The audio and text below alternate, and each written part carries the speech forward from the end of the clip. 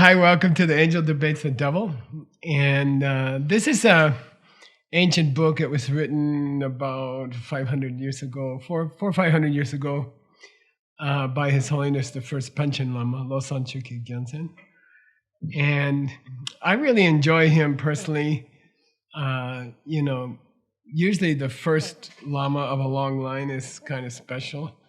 And I think the first thing I think about when I think about him is he was an extraordinary poet.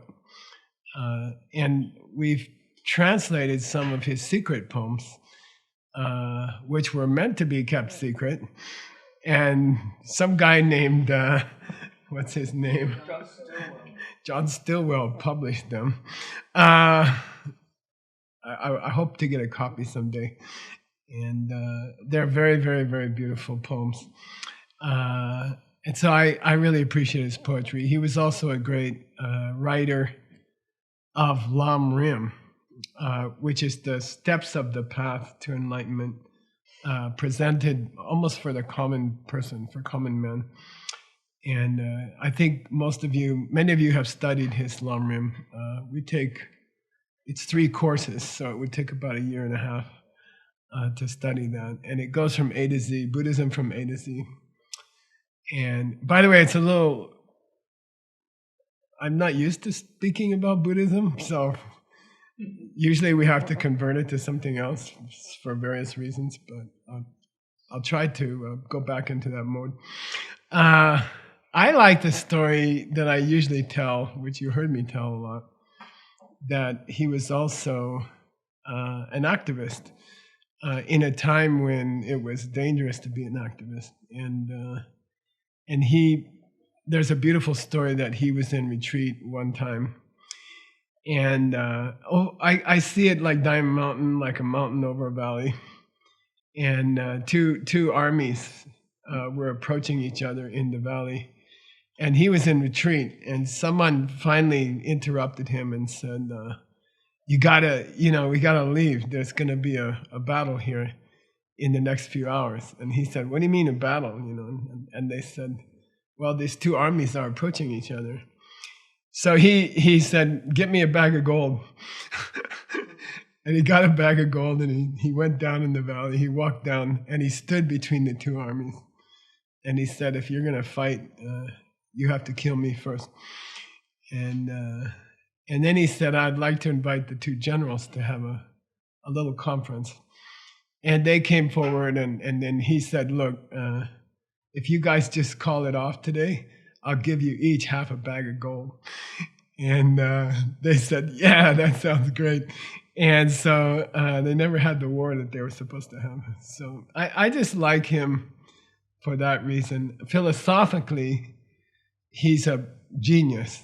He's a philosophical genius. And as far as inner spiritual wisdom, Tim told me to slow down because we're being translated. As far as inner spiritual wisdom, he's extraordinary. He's an extraordinary writer. So for me, it's very pleasant to teach his book. We started this book, I think, in 2017 or something. And it's a very interesting book. The short name is Dangzin Shangdep. Say Dangzin Shangdep. And Dangzin means to look at an object or look at a person and believe they are coming this way. Okay, so we call it grasping to a self-nature. But I think it's more easy to describe it, and it's more accurate to say that it's the feeling in your heart that when you look at someone or you look at something, it's coming from its side and it's not coming from you in any way. And that's especially important when in personal relationships. If you have a partner, you know about it, right, JB?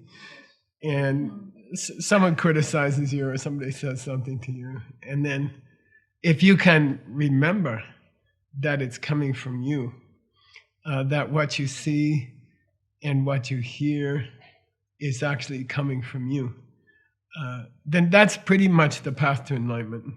And the fact that they don't come from themselves is emptiness. That is emptiness. And it's so emptiness is not very difficult. It just means there's nobody in your house that you live with who isn't coming from you in every single detail, good or bad. Okay? And there's no such person who doesn't come from you. And it's not true that every single word they say to you is not coming from you. Okay? And the fact that there's no person in the whole world that you haven't created with your seeds is emptiness. Okay, that's what emptiness means. We just finished a new book this week. We've been working on it for 6 years, and we have 27 books in process, and it's a book about mental images. It's translated by Adam Andrade in the glorious state of Colorado. It talks about the images that come out of a karmic seed in your mind and float out and then land on other people. So when you're having an argument with someone, what's really happening is karmic seeds in your mind are opening, mental pictures are coming out, and they're kind of landing on the person. And so what you see is always seen through the filter of your own past behavior towards other people. Okay? And that's what we mean when we say it comes back to you. How you treat others comes back to you. Actually, when you interact with others, you hear yourself, you see yourself, that's recorded. That recording in the subconscious becomes a karmic seed. And then, I don't know, a week later or a year later, that karmic seed opens. And that's where Adam's new book picks up. And it's not quite available yet. It'll be available, I think, not too long from now. And we talk a lot about karmic seeds, how karmic seeds are planted, how you feel, how strong your emotions are, how good is the person you're speaking to. Those all determine how strong is the seed.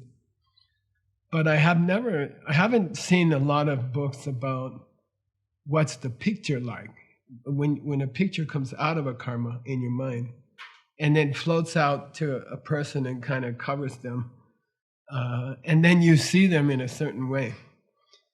And that's why we say it's coming from you. What you see around you is coming from you. So the nature of that picture is a very, very interesting, and there's been a whole school of philosophy dedicated to that, the Sautrantika, the sutras. And Adam's book is 640 pages about that picture. And it's beautiful. It's really beautiful. So anyway, we're going to be talking about how those pictures work and how you create the people around you. And in this book, Dang Zin Shang Dep means like almost a violent argument between two parts of one person's mind. Okay, so the part of your mind, especially under duress, under pressure, in a personal relationship or a business relationship, and someone attacks you, or someone causes you a problem, or someone just criticizes you, and then a part of your mind wants to blame the other person. Wo没有翻动? How do you say? 我翻动没有翻动. I'm not stupid. How do you say? 你翻动. 你翻动. 你翻动. Yeah, I'm not stupid. I'm not an idiot. You're an idiot. Okay, and we tend to want to do that. So that reaction in the human heart is the devil here. Okay, in this book, in this long poem, and I've been working on it for 5 years. In this long poem, the devil is the part of your mind that says, my wife or my husband or my friend criticized me, and I'm not to blame. It's not my fault, okay? But you actually created them to criticize you, okay? So the devil is the part of your mind that doesn't want to believe that things are coming from you, okay? That is the devil in Buddhism. There's no other guy. That is the devil, okay? It's not, I'm not stupid, you're stupid, So that's the devil. Then the angel, in this case, which we call wisdom, is a quiet and very convincing and very funny part of your mind that says, come on, you've been studying Buddhism for 25 years, 30 years now, how can you get upset? You know this is coming from you. You created this. So just fix it, just calm down and fix it, So we have a beautiful debate. Shang Dep means almost like a raucous debate between wisdom and misunderstanding things. Okay, we're in a part where the first Panchen Lama, he goes a very interesting way. He doesn't talk about how you misunderstand a person in your life that you live with, or someone that you work with. He doesn't talk about that. He wants to talk about misunderstanding your world. Okay, and he's famous. If you take ACI courses, if you took the 18 foundation courses and you passed them, and then you entered the 18 Diamond Way courses, I think it's the first 3 courses are his, which could take a year and a half to study or 2 years, are his famous book on the steps to the path, which is called Delam, Path to Bliss. And by the way, there's a debate about how to translate it. Why? Delam. It could mean a path to bliss, or it could mean a blissful path. And the Panchen Lama, in my opinion, would say a blissful path to bliss. Okay, he would say both. Okay. Don't forget that's his state of mind, and he's going to discuss. And right now we're recording.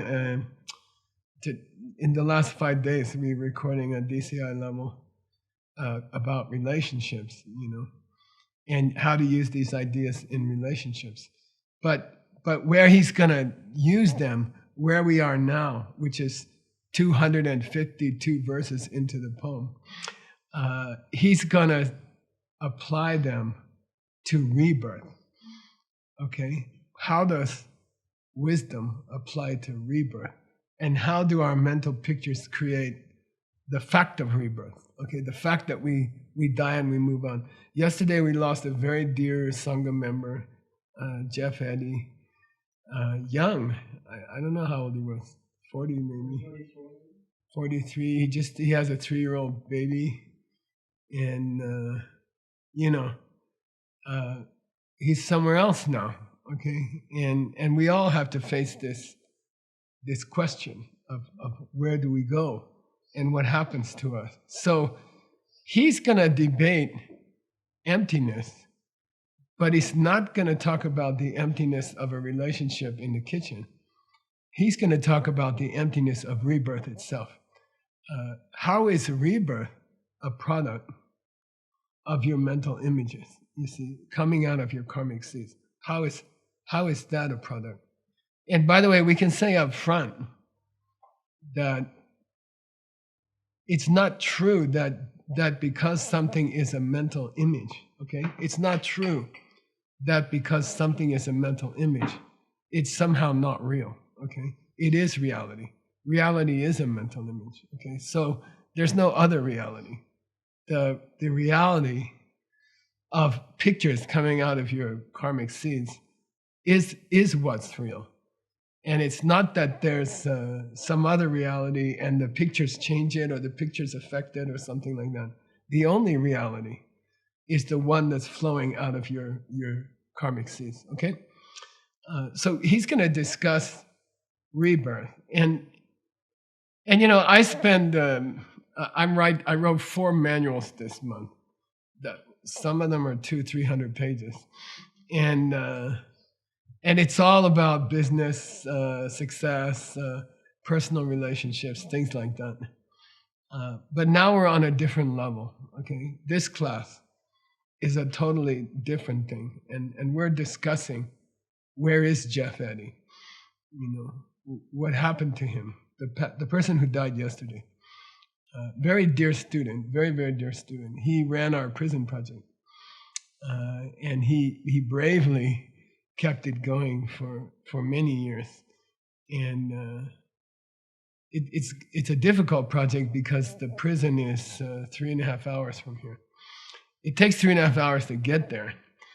And then you have to get into prison, which can take a couple of hours also. And then sometimes somebody has a knife fight and you have to come home and you don't get to teach anything. And, but he kept that up for a long time. So where is he? What's happening to him now, today? And it's a question that's important for all of us. Maybe as important as what happens in the kitchen, right? And so here we go. I'm going to read the Tibetan just for good luck. And he's a great poet. And his writing is extraordinary. Make it bigger. Okay. How's that? Okay. I'll do the first verse, then maybe I'll call on people to embarrass you, right, Hassel? Okay. Chido kula chiwa me, kepa kula kewa me, kelte sale tse pene, samayin de kepe tse, Plai pumbala migne, ngawo nyam de zimbai, denzen deni mingirwe, Sama yinki ludena, migne ngawo nyam bai, lo de ni ba shichitu, dua mekyang dua ni, temper dube kien yin mu, do look chinda wa chik mu. Okay.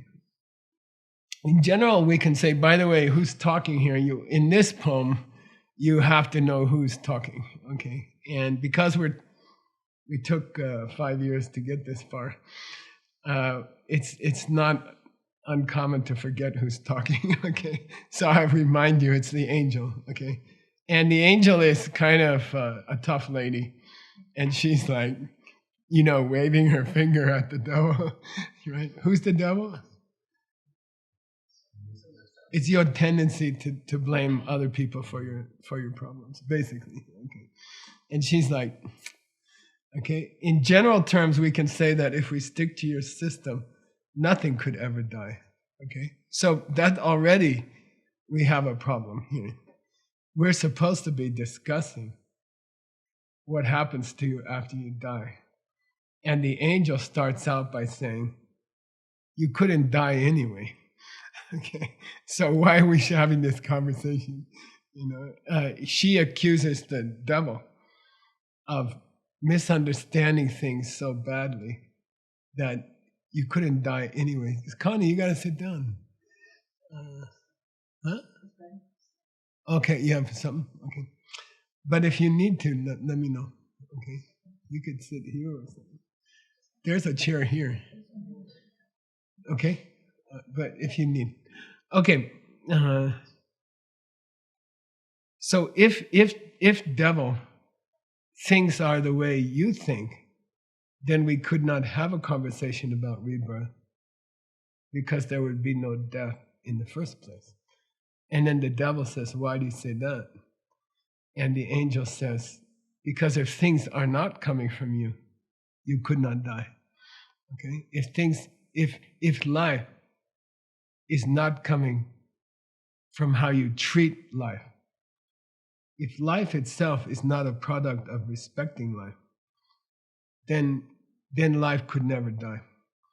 Which means if life had no real causes, then you couldn't die, and we can't have this discussion about rebirth. Okay, if life were caused by chemicals or medicines or I don't know, oxygen, if this is what really caused life to exist, then it could never die. Okay, you could never die. The fact that you die and the fact that you get older is a reflection, if you think about it, of something wearing out. Okay, the fact that you die it's kind of obvious actually that there's some energy or some power in your body is wearing out. Right? I asked Jeff's caretakers, did he pass peacefully? What happened? You know, how was the last few days? And Kendra Rickard, Ben Kramer's wife, went to help take care of him. And she said, well, the day I got here, he was normal. He was lucid. He was in bed, but he was lucid. He got cancer. And he said, he was saying, you know, let's see how it goes. And then by the second day, he became unconscious. But he seemed to be in great pain. And then the third day, he was just leaving, you know. And so some energy in Jeff's body and some energy in our body is wearing out, okay? Something's wearing out, all right? And the angel's position is that, by the way, we're supposed to be talking about rebirth, but we got to die first.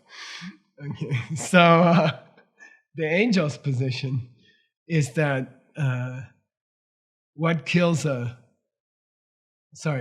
when a tree grows from a seed, it kills the seed. You know, and again, we're running a course this week about relationships, and we discuss in the course why do relationships fail? Why does a relationship tend towards failure? What's an entropy? The opposite? I don't know. Things tend towards chaos in a physical system. The atoms will spread out until they are equidistant from each other in the universe. Heat death of the universe. Then nothing will move and there'll be no communication and life is impossible. Okay? Things tend towards chaos. Okay, so when a tree grows from a seed, by definition, what happens to the seed is it dies, and the energy that pushed the tree into existence is asserted, and then like a billiard ball, it starts to slow down. Right? That's the nature of all motion in a universe where things are going to end up. All the dust particles in the universe are going to end up equally spaced from each other, and nothing can happen anymore. And that's happening on a smaller level with us, with your body and with your mind. Certain energies pushed it into being. A seed grew, a body came out, a mind came out, and then over the course of your life, you age, and those energies slow down. And then finally, they die, okay?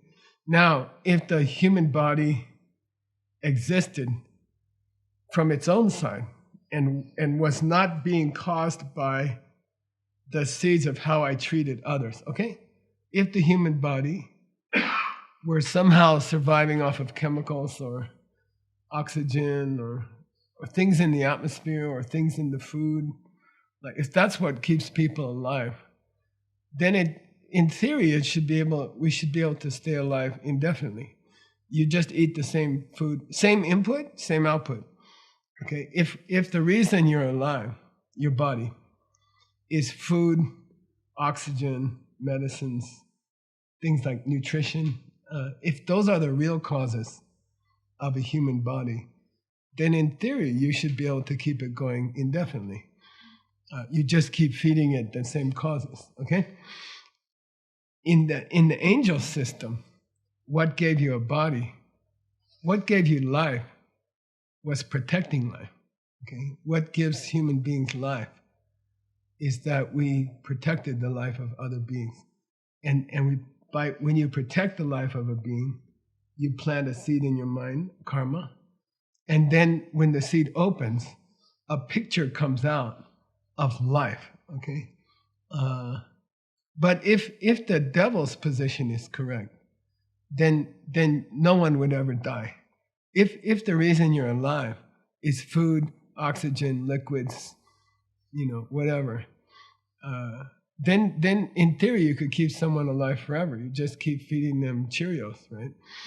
And but that's not what created life. What created life is protecting life. Okay, that's a very beautiful idea, right? So here she says, if we stick to your system, who's you?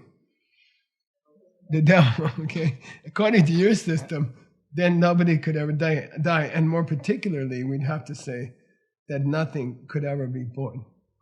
Okay, and if things are not coming from another force that causes life itself, and by the way, in all these years of science, I keep watching The Economist science section to see if they will ever claim to have created life, not cells or but actual life, and they have not. Consciousness.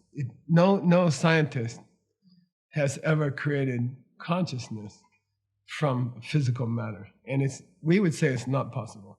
We would say that's not where life comes from, and we would say it will never happen. Okay, so he's saying, if we accept your system, that the body is sustained by food, oxygen, liquids, etc., then life itself would not be possible. Birth itself would not be possible. Okay, if something didn't exist, if something wasn't alive, it couldn't become alive, according to your system. Okay, it should have been alive before, because the water and the oxygen and food are there. So why does it start to live at some point? Okay, I'll say it again. If life comes from oxygen, food, liquids, whatever, if life is created from those things, then anytime you have those things in a room, somebody should be born. Life should be created. Okay, and he said, but no, it doesn't happen like that. Then he starts to discuss the different permutations of where Jeff Eddy is now. Okay, where is Jeff now? Where is our friend today? Where did he go? Okay, and then he starts to discuss that. All right, he says, so suppose you were born as a pleasure being. Pleasure being is what's the Sanskrit? Deva, yeah, which in Latin is Deus, a god or a deity. And I always say you can think of Marvel movie characters like Thor, Iron Man, all those guys, Wonder Woman. And there's a realm in the universe that we cannot directly see normally, where beings are just like that. And I have the opinion that when Marvel movie makers make movies of special beings, on some level, they are remembering what they saw before. Because all creativity has to come from some earlier source, right?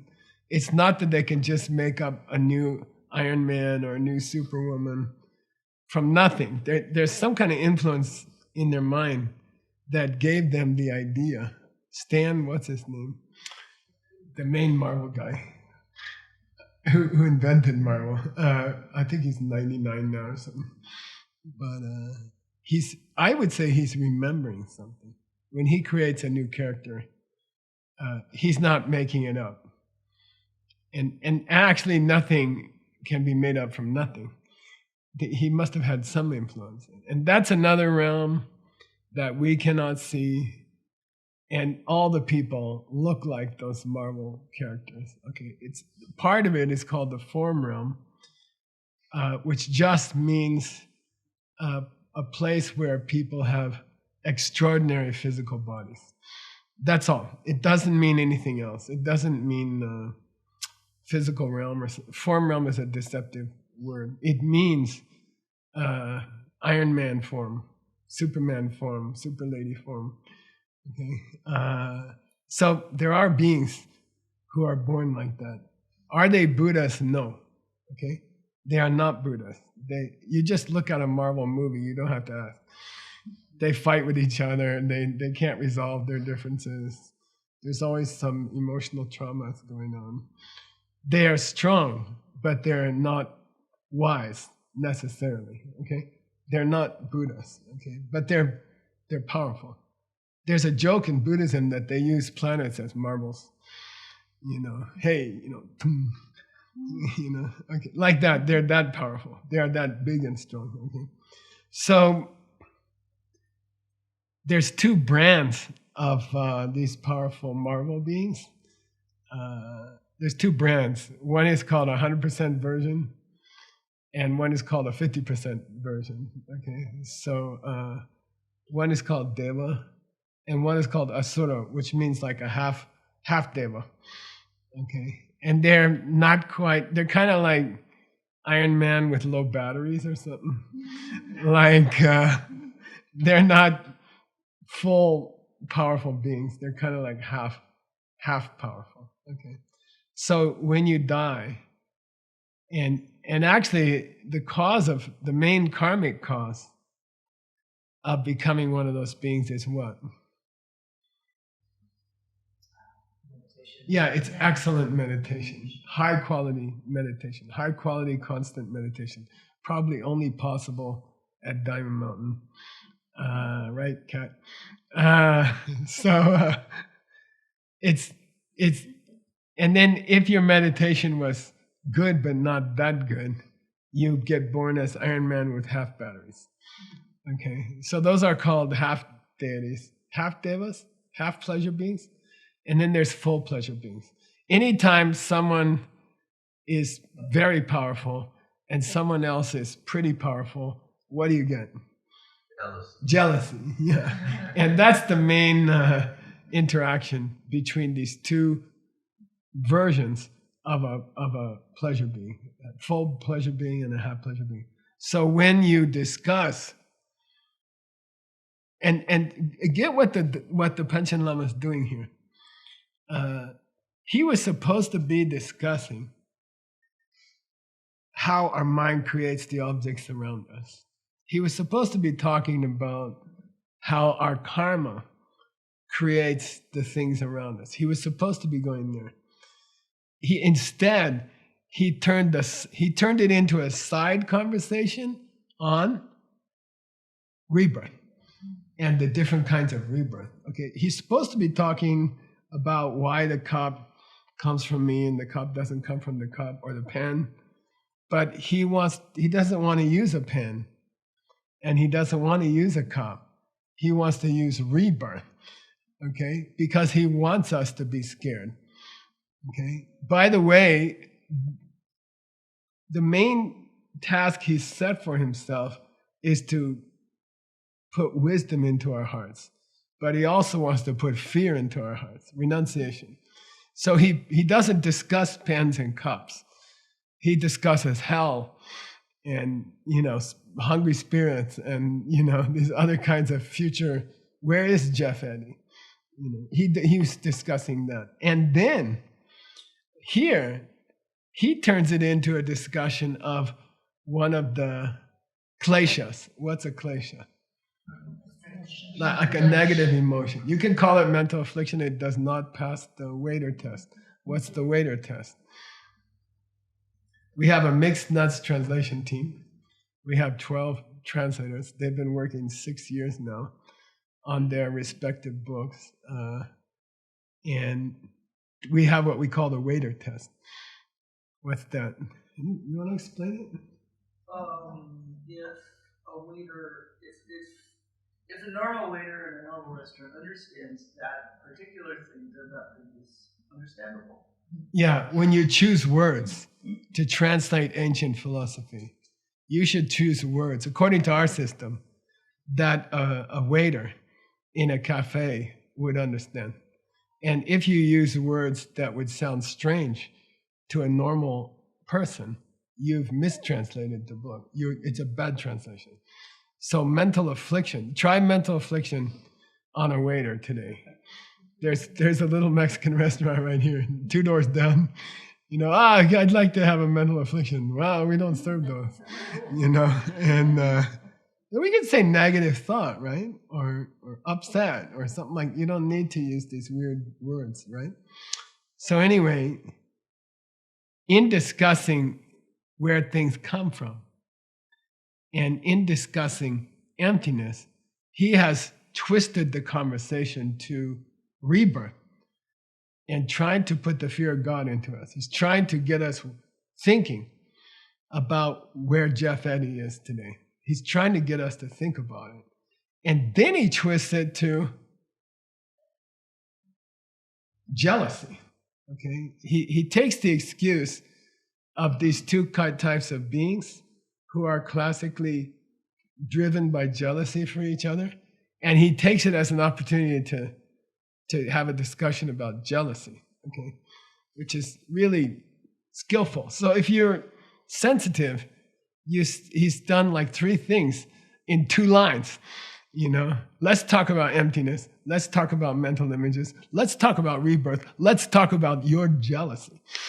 Okay, he's like, like that. He's very amazing if you really sit down. That's why it's taken 5 years to get through these few verses. Okay, so he says, suppose a pleasure being, a deva, dies, and they are reborn as one of their lesser cousins. What really happened? The seeds they had for great personal power, which were probably created by a perfect meditation. Okay, the seeds for great, huge personal power, deva, which were created by very, very high quality meditation. Okay, they wore out, but he still had some seeds left over from all the retreats he did where he was half concentrating, which makes you into a semi-deva, half deva. Okay, half deva. So he says, suppose a full pleasure being dies and is born as one of their lesser cousins. So what's a lesser cousin here? Yeah, a you can say a demigod or something like that. Half deva, okay? Half pleasure being, okay? Not quite so glorious, not quite so powerful, okay? It's the nature of, say, politics, that the person who has the most power, and there are all these other people under them, that the people under them are very jealous of the person in power, and they're always trying to topple the person they're supposed to be serving, right? So anyway, now he says, suppose you were the most powerful politician or whatever, and then suppose you died, and suppose your crummy meditation seeds took over, okay? And you were born as a demigod, okay? Suppose you were born of them. When they, in their life before, when they were a full pleasure being who was playing with planets like marbles, they looked at their body and mind and they said, that's me, okay? They looked at their body and they thought about their mind and they said, that's Michael, okay? They said, that's Michael. My body and my mind, that's me, okay? And it's interesting, we have a young child running around, right, Vivian, downstairs in the filming. Seiji and Noor's son, Maitri, who's, how old is he, 2 years old? Not quite 2. Not quite, 1 point something. Yeah. He's running around, and it's interesting to watch him learning that he is his body and his mind.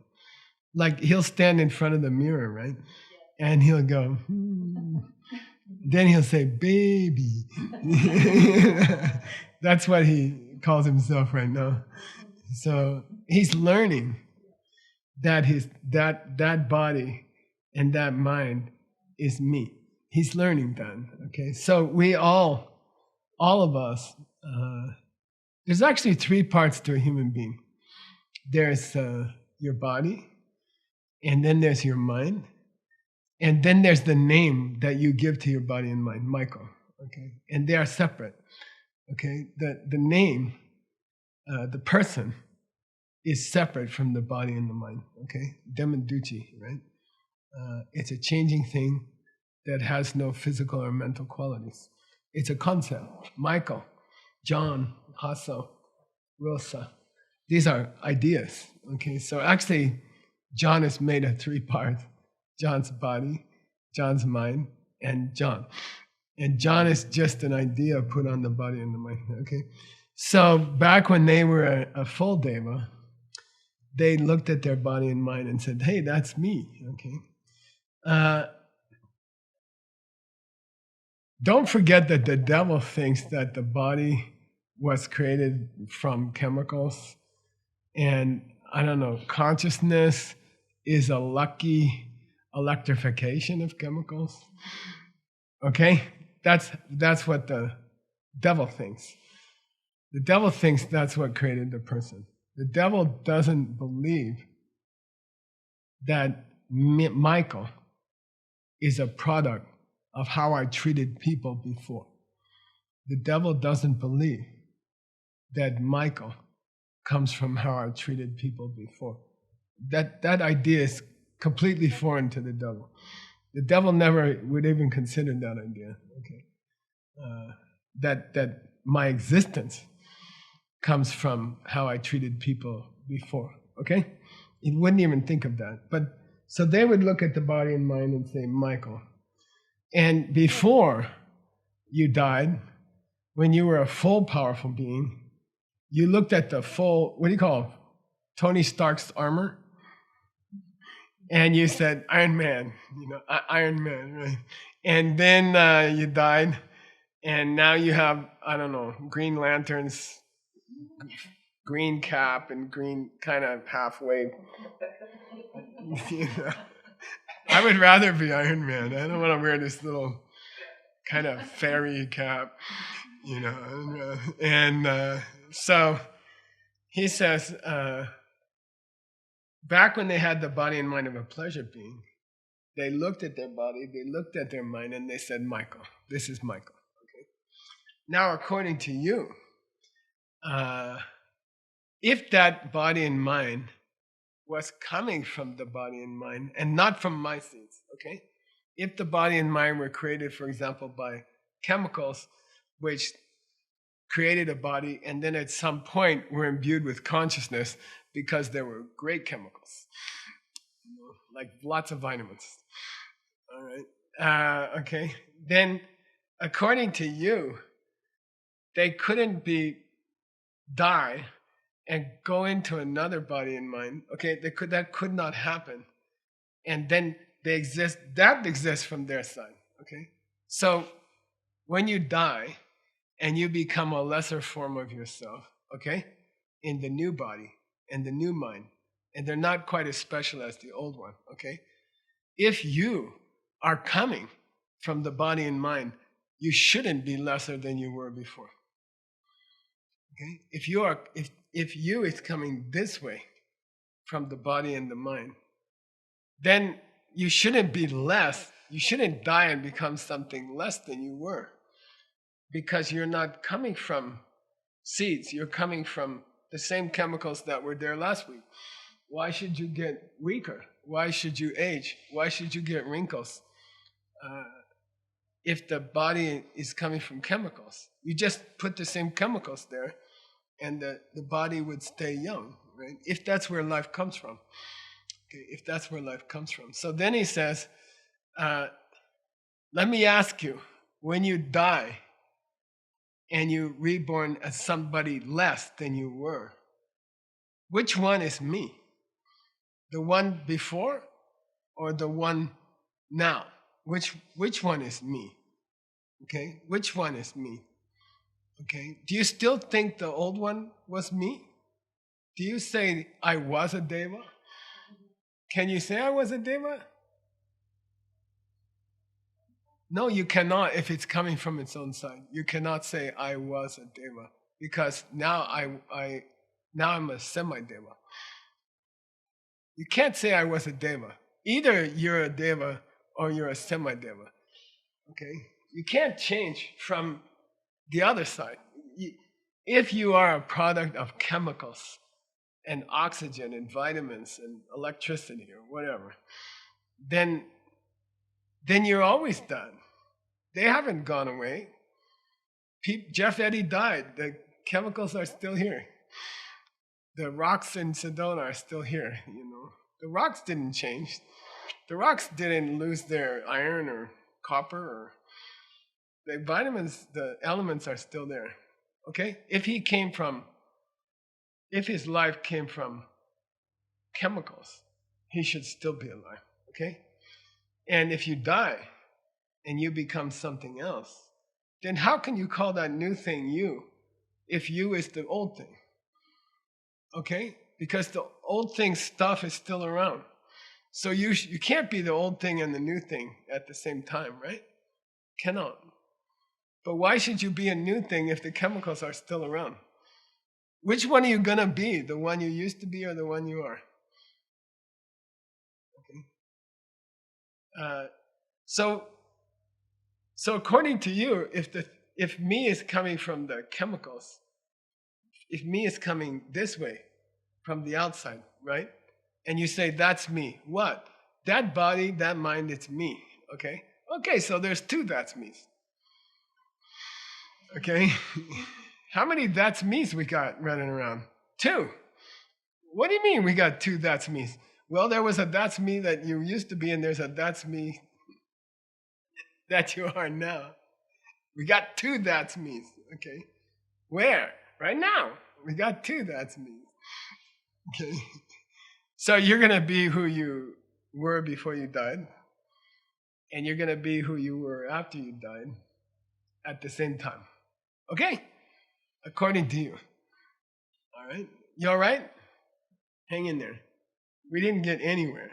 We're not even through one verse. There are two verses. Okay. Of course, no such thing is possible. You can't be that's me who you used to be. And by the way, this applies to yesterday's Connie and today's Connie. Which one is Connie? Okay. Can you say that's me about both? They're different things. Okay. So which one you want to be? And then human being wants to say, I'm both. I was here yesterday also. Was I here yesterday filming? I was here. That's me. I went to the gym. We did running and stuff together. Right? That's me, right? And now I'm here. That's me. There's two that's me's running around. Okay. Then he says, of course, the angel is still talking. Of course, it's not possible that there's two that's me's. Okay. I also agree it's not possible. Either yesterday's me is me, or today's me is me. But there's no two me's running around. There's only one me running around. Okay, either it's one. So it's not possible. The devil says, this whole discussion is weird. That's me yesterday, and this is me today. Well, then there's two this is me's in the room right now. Okay, then there's two this is me's in the room right now. And the devil says, I don't get it. I don't know what you're talking about. And the angel says, if things are coming from their side and not from your seeds, then there is two that's me's in the room right now.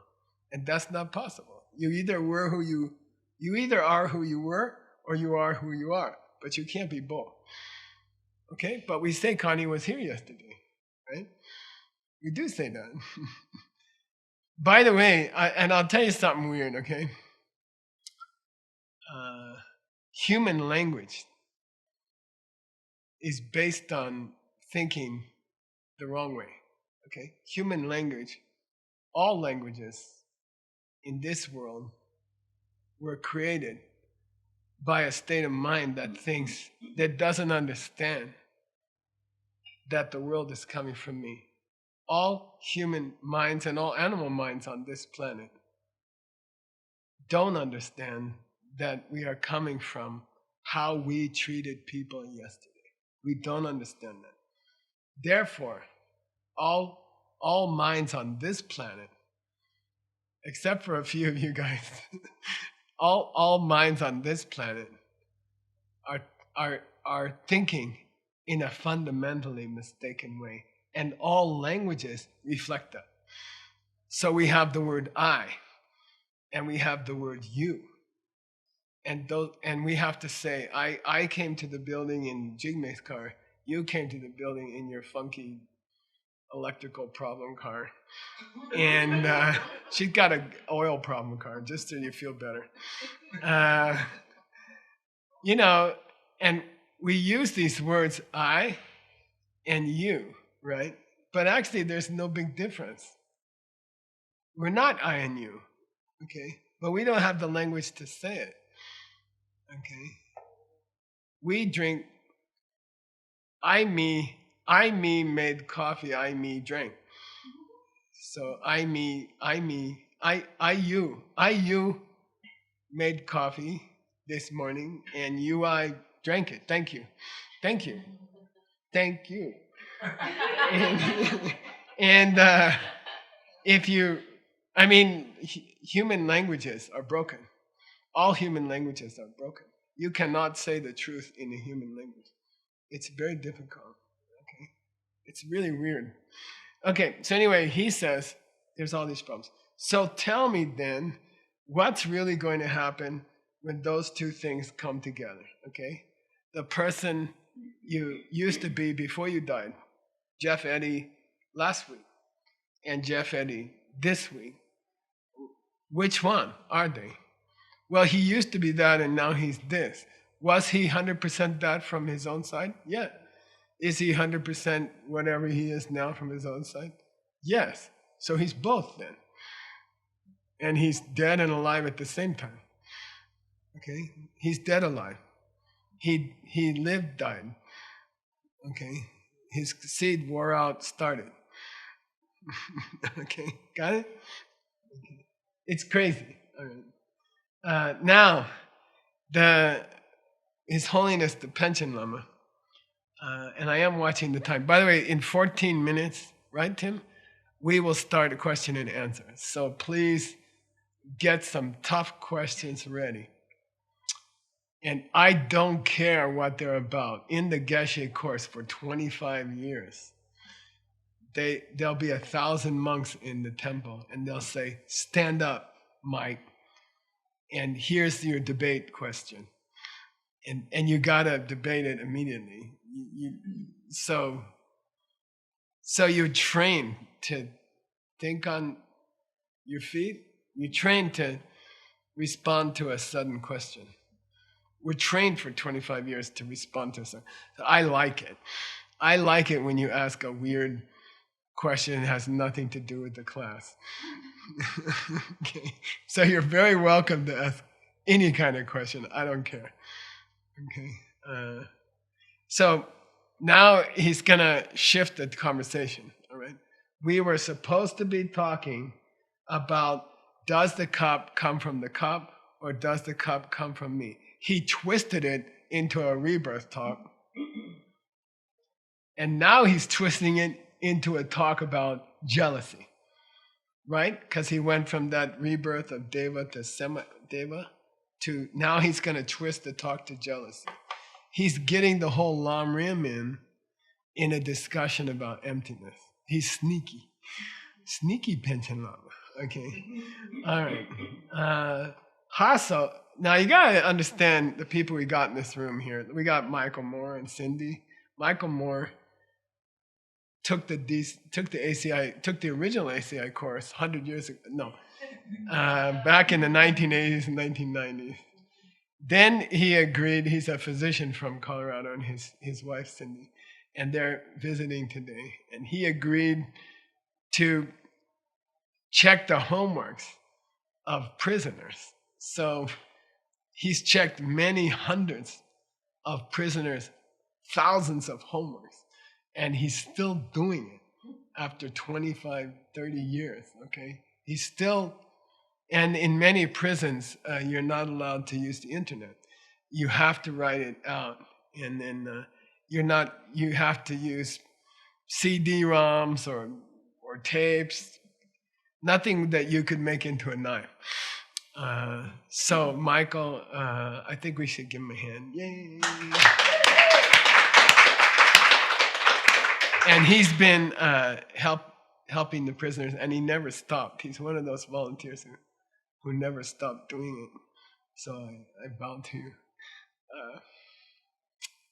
He's also a great doctor. I think he's a doctor of everybody in Sedona. And we're grateful for that. And he's also a very generous sponsor for many projects. Okay, many things exist in ACI only because of him. He's the only one who had a good job for a long time. Okay, all right. So I want to brag about Hasso because I took him to a meeting with one of my teachers, Geshe Lothar, and he has two of his disciples who are Geshe candidates, high Geshe candidates. And I was in the room with him and these two Geshe candidates, and Orit Vasek and Hasso, Juan Hasso. And they had a debate, and I was the translator. So it's these two high Geshes. One is a Haramba Geshe, and we had Hasso and Orit. And he kicked their ass. And I was really happy. I was like, yeah. You know? And the Geshes were like, And Hasso's like, He's very polite. So anyway, Hasso, now that I bragged about you, can you read these lines, please? And don't make a mistake. Okay. Klama yinki lodeni. Klayi pel yor tun yun la. Trak tok tren sem kie peitse. Q ran fla ru kie pana. Pel yor ten tru. Pel yor ten. Oh, you did it with a Mexican J. Pel yor ten tru. Mi cure way. Kyo tan klen chik neparnge. Tena kyo ki rangla track to train sem che tam chi. Nice, thank you. Okay. Samayenki lo deni. What's the state of mind of a half god? Okay. Sai Pelcher Duyun La. They look at all the cool stuff that Iron Man has. What does Green Lantern feel about Iron Man? He looks at all the cool body armor that Iron Man has, and he gets Chakdok and Densem. Okay, Chakdok means jealousy, and Densem means competitive state of mind. They start to feel they want to compete. So these are two brothers, jealousy and competitiveness. Okay, and I would say that the idea of competition, for example, the competition for resources, for oil, for iron, nowadays for cobalt from Congo, to make batteries, big. There's a world competition for resources. It's very serious, and it's a deadly game. If you get them, your country survives. If you don't, your people go hungry.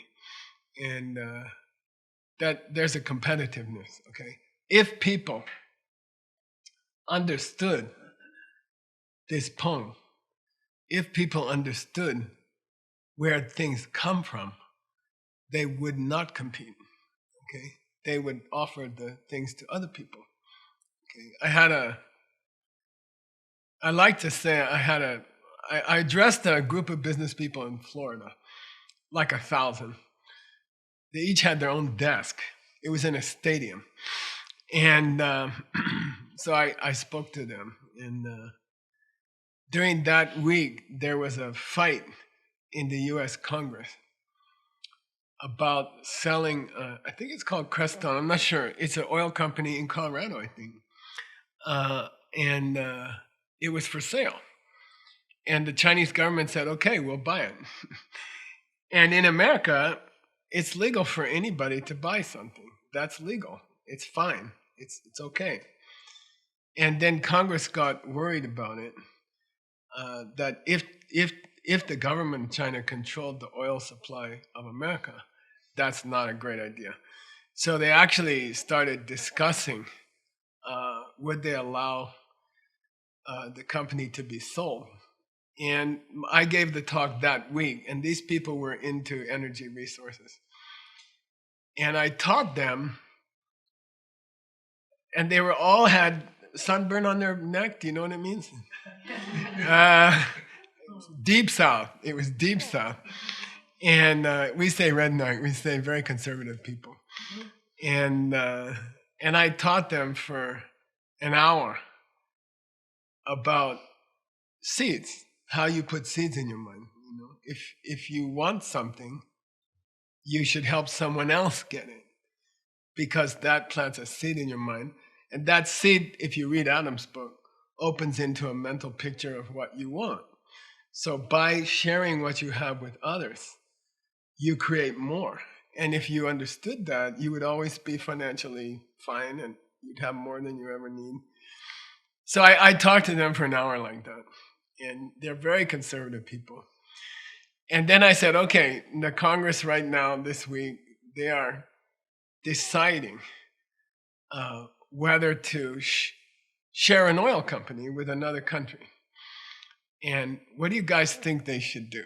Should they allow China to buy an American oil company, or should they refuse? And it was really cool. There were 1,000 people there. I said, who votes for selling it? 1,000 people raised their hand. 1,000 people raised their hand. They understood. They got it, you know, and it was very beautiful. And they all said, yeah, if what you said is true, then we should share what we have. And then America will always have enough oil. And what happened after that? In the following year, fracking was discovered. Okay, I don't like the process, but who's the largest producer of oil in the world right now? Who's the number one producer of oil in the world? It's the United States. By barrel, number of barrels per day, number one is the United States. And we lost our oil fields 80 years ago, 70 years ago.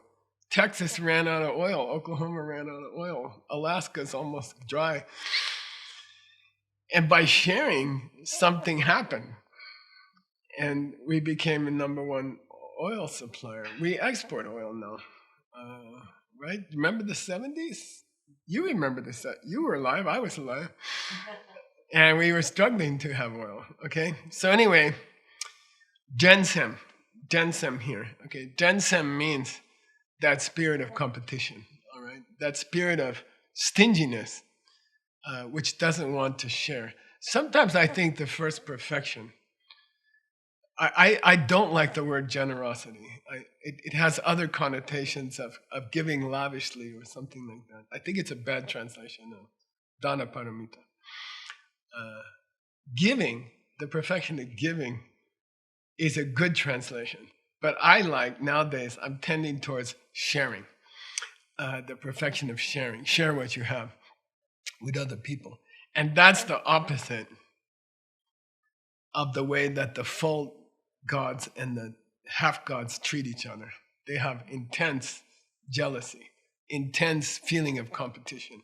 They would never share an oil company, okay, with another country, okay?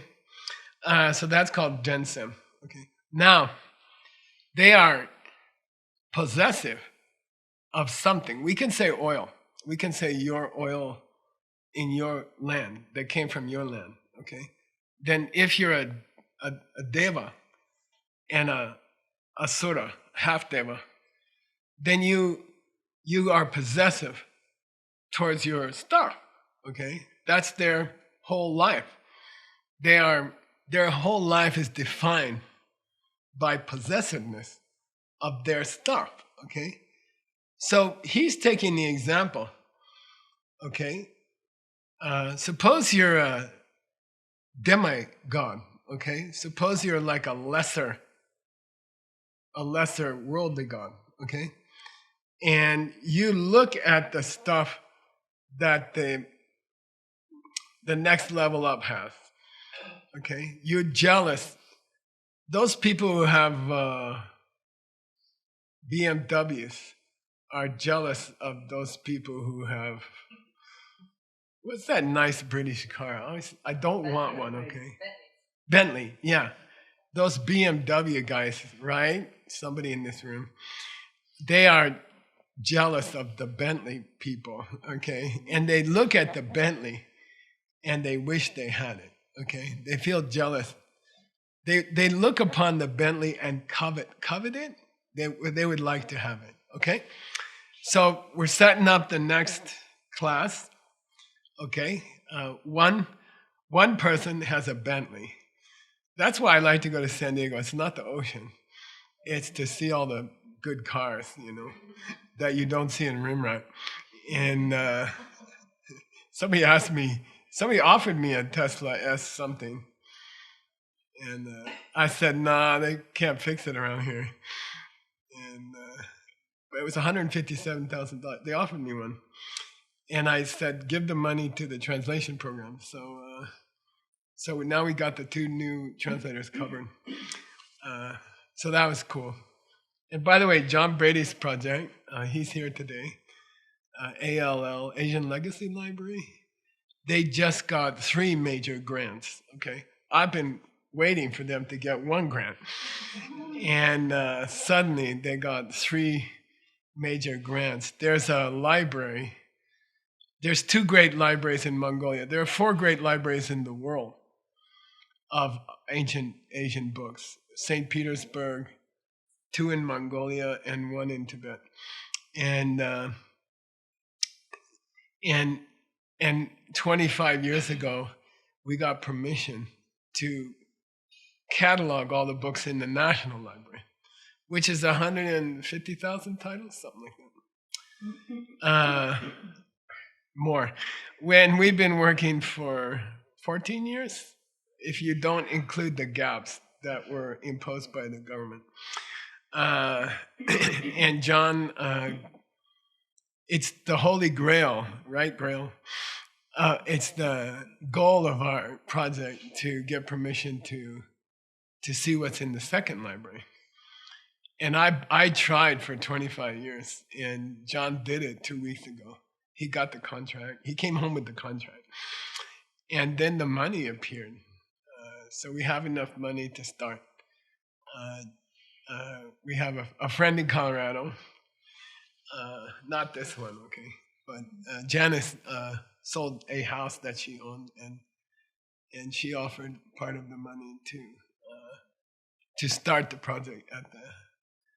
And then the embassy, the American embassy, gave a major grant to John. John talked to them for a couple of years, and finally, his persuasiveness has extracted some help. And Christina Kasica was the person who helped get it started, I think. And many other people, Jeff and Mark and other people. But anyway, congratulations. And we look forward to this. It'll probably take 15 or 20 years. I think we'll lose this hair also by then.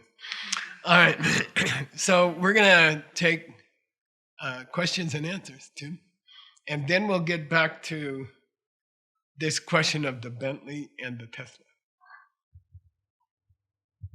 And really congratulations. That's the last great library that we have a hope of cataloging.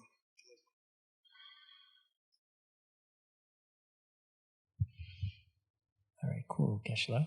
So we'll do question and answer for 15 minutes. Then we'll take a break. If you have to go to the bathroom, you're welcome. There's one right here. Okay. Don't be shy.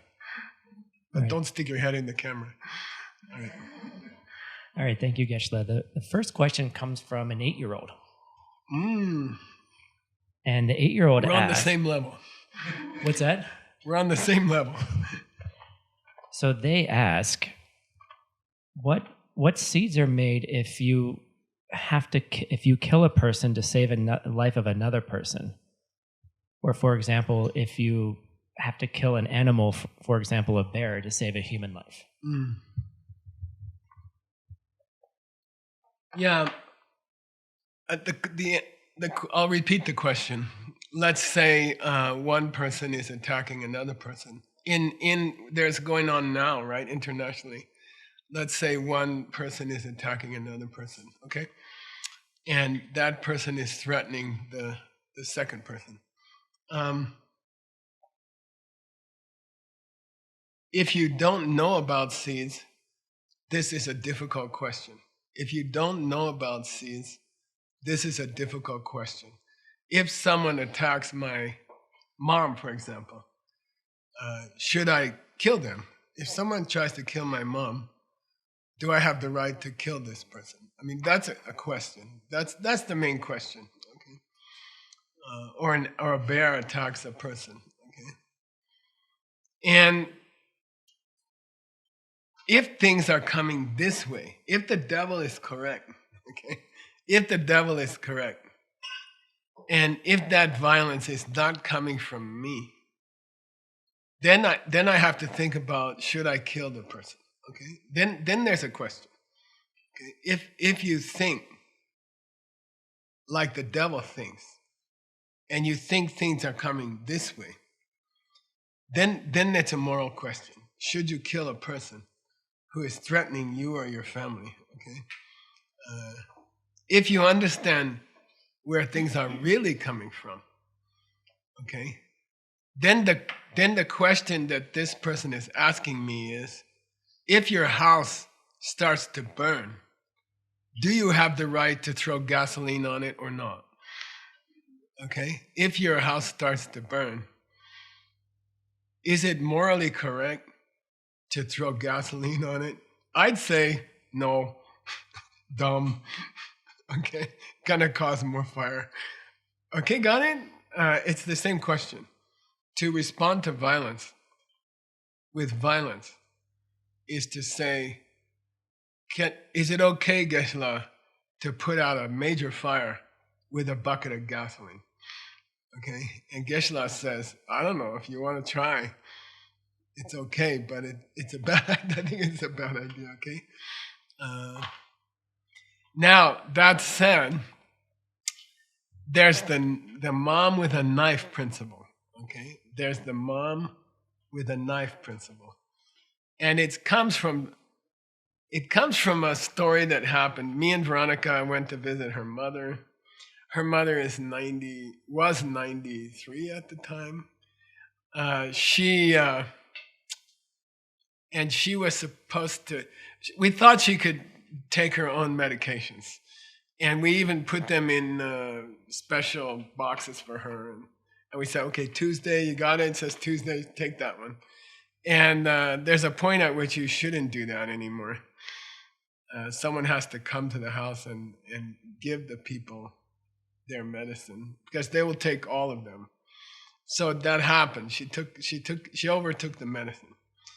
And then just suppose that it made her temporarily insane. Okay, and we came at an hour of the day that she didn't expect us, and we were trying to open the door because she didn't close it right. She broke the door. She also broke the toilet bowl with her head. She fell down, hit her head on the toilet bowl, and this is the Hancock family, my wife's family. She broke the toilet bowl with her head, and it flooded the whole house. And she was fine. She went to bed. And so I'm not saying anything about my wife, but anyway. So her mom picked up a knife, okay, because she thought someone is breaking into the house, So if your mom is running at you with a knife, what will you do? Are you going to ask me this question about your mom who accidentally took too much medicine and she's a little bit crazy and she's going at you with a knife? Now ask me the question. Now ask me the same question. Should you kill her? Is it a right thing to kill her? Would you kill her? What would you do? Okay. And we all know what you would do. You would try to knock her down, try to hug her, and she'll stab your arm. And you're like, okay, that's worth it. I'm not going to kill my own mom, And so that's the Buddhist answer. If someone threatens your life or the life of someone you love, what's the right thing to do? First of all, don't throw gasoline on a fire. That's a wrong idea of how to stop a fire. And that's what happens if you kill a person who's trying to kill you. You are throwing gasoline on a fire. If you need to respond, then respond as you would to your mother. And do everything in your power to stop this person by peaceful means, okay? That's our responsibility. And that's the best thing to do. And that's pouring water on fire, okay? Cool. Next, Timothy.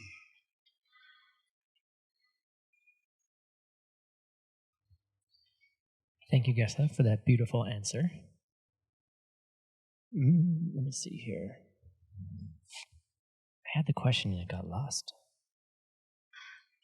I'm kidding. All right, Geshe. So I like to make fun of Jigme. It's like a pastime for 20 years. And it's mutual. What? So you were talking about Marvel sci-fi movies coming from our memories. Oh, I gotta say something. I'm sorry to interrupt you. 100 people wrote me a month ago and said Marvel Comics used the Penn story in the middle of a Marvel movie. Someone tells the Penn story.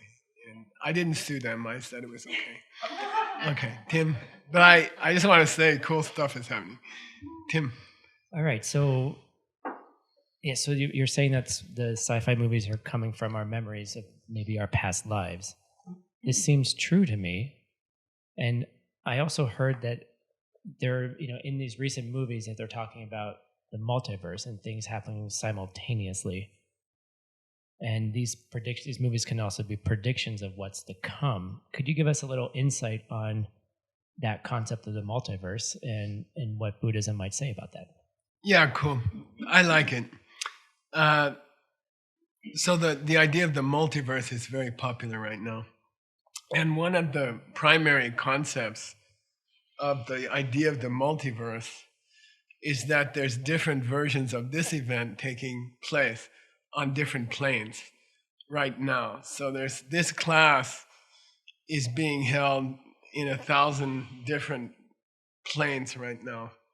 And here's the opinion of classical Buddhism about this question. And this building is swimming in classical Buddhism, okay? We translate more classical Buddhism, I think, than anywhere in the world, by far, and more accurate. So, here's the classical Buddhist answer. If you ask how many planets are there, if you ask how many beings live on those planets, there's no number.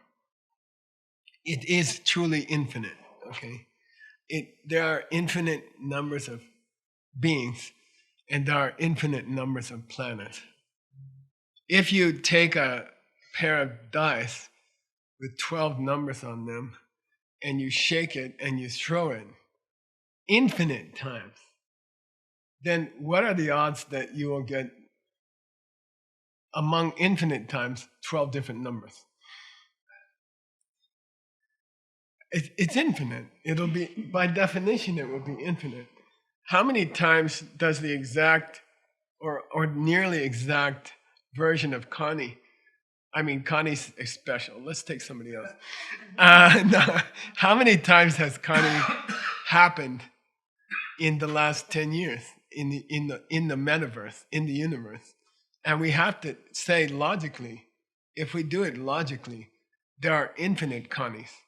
And there's very common, beautiful descriptions in Buddhist scripture, such as the 8,000 verses of Bodho Bolamito, Prajna Paramita. There's many descriptions of the same class taking place on thousands of planets, and the same handsome guy saying the exact same words at the exact same time, and the people smiling back at the same, just the same, okay? Because the odds are infinite. So this idea of a metaverse, where this same class is taking place, if the odds are infinite, it's not just that there's two different classes like this in the universe. There's countless classes just like this, with the same people, with the people who look just the same and are thinking just the same at the same time. So metaverse is something that certainly Buddhists would say is true, just because of the odds. If you throw the dice 1 billion times, you're going to get 333 million this and 333 million this. Okay, now, so the odds are infinite. The odds are countless that this same stuff is going on right now. But, done shit. Is it possible for a human mind to see all of those people at the same time? Is it possible? Okay? I'm not talking 1 billion. I'm not talking 10 billion. I'm talking countless metaverses, countless classes going on with the same people in it. Is it possible for a human mind to witness all of them at the same time when there's no end, there's no edge? You can't say, "Okay, I reached Kansas now." There's no line, there's no state border. It's infinite. And the interesting thing about Buddhism is, we say the natural state of the human mind is that it's not only possible, but everyone can do it. Everybody in this room, everybody in this class already has the ability to witness the entire universe at the same time. Okay? You have that capacity. Okay? And the last thing I said to Jeff Eddy was to tell him that. Okay? That's the last thing I ever said to Jeff Eddy. Okay? I said, you can do that. Okay? You have that capacity.